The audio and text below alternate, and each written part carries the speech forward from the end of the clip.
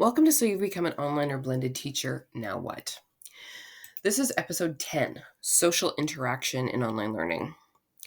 As I mentioned in episode 3, people, especially teens, crave social interaction and connection. But online learning, especially if it's asynchronous, can be very isolating. So how can we as teachers encourage social connection and interaction among students and between teacher and student, even if we rarely or never see these students in person? It sounds impossible, right? Well, it isn't. Synchronous and co-local presence can help. So the blended folks are golden here. Having everyone in the same room and at the same time affords lots of opportunities to build connections and have students work together. But if your course is entirely online, you can't quite do that. For synchronous but distanced people, we can use apps like Zoom or Google Meets to have live classes.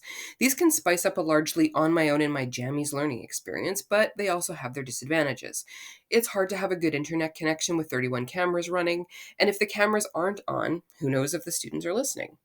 Frequent lengthy synchronous meetings can also take away from the flexibility and time that online courses offer. Still, the students who want to interact with the class will show up, and given the opportunity, they'll participate. Most of these apps now feature breakout rooms, so those are effective for smaller groups of students to chat and maybe come back to the larger class to share an outcome or to ask questions. So, what about asynchronous social presence? Discussion forums, or a video equivalent done in an app like Flipgrid, can encourage students to post their thoughts and ask questions of others and respond to each other.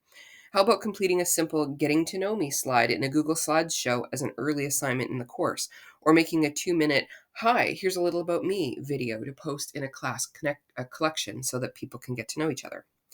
Working together on assignments, inquiry projects, debates, or case studies can be great for this. Can encourage students to get to know at least a couple of other students reasonably well. Peer editing or peer feedback as a before you hand this in step can encourage students to reach out to other class members as well as teaching them that revision is part of the process. Well, and here's another thought. What about meeting students where they're at? Most of today's teens are on social media all of the time. They know how to use them for social connection and for entertainment, so we can leverage this instead as an educational tool. Greenhow and Chapman, 2020, summarized some ideas for how to use social media like Twitter, Facebook, Instagram, and Pinterest to help develop 21st century skills. In their paper, they say, quote, social media as part of distance education plans can facilitate young people's civic participation. It can encourage students to engage with elected leaders, subject matter and health experts, and members of their community in ways that are not possible without social media.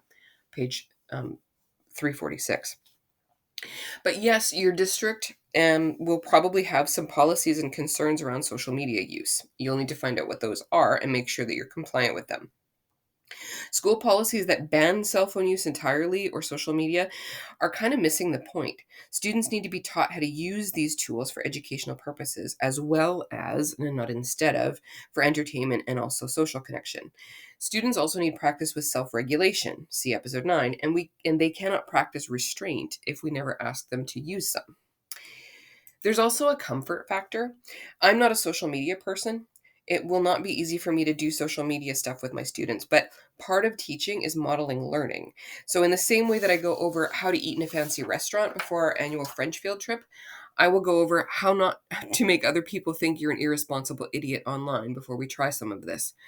In fact, as I write this script, I'm thinking that might be a useful assignment.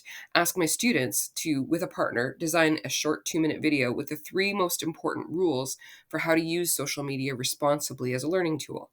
Be prepared to explain why you chose those 3 rules. That way they can maybe teach me, because I'm perfectly willing to tell them I don't do this on a regular basis and I need their help. Maybe we can discuss which rules are the most important and why. Maybe there could be a class vote. Anyway, having an opportunity to interact with others in the course, including the teacher, helped students in several studies feel better about their online courses. It helped them to have another channel to go to for help, so not just their teacher, but also other students. And it helped them feel connected to something, and it helped them to have someone or several someones with whom to co-construct their understandings of the material. It kept them logging in, and we know that that's half the battle. However you choose to deliver your online or blended courses, please find a way to connect with your students and connect them with each other. You'll all enjoy the journey more if it's doing it together. Thanks again. Here's my email to contact me with questions, and there's a references page in